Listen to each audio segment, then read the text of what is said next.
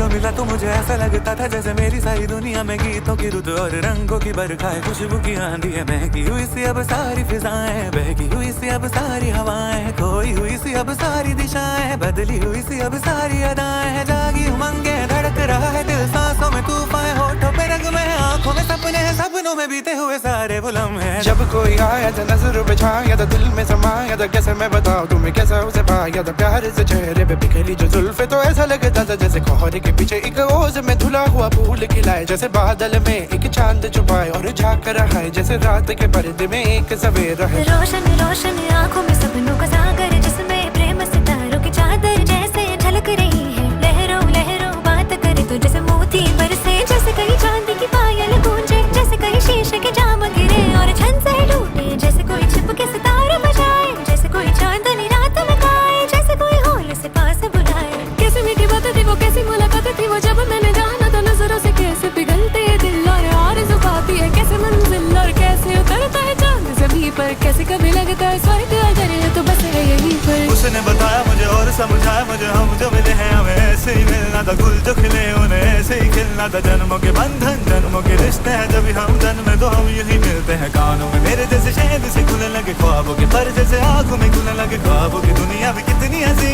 और कैसी रंगी थी, ख्वाबों की दुनिया जो कहने की थी पर कहीं भी नहीं थी। ख्वाब जो टूटे मेरे आँख जो खुली मेरी होश जो आया मुझे, मैंने देखा मैंने जाना वो जो कभी आया था, नजरों पे छाया था दिल में समाया था, जा भी चुका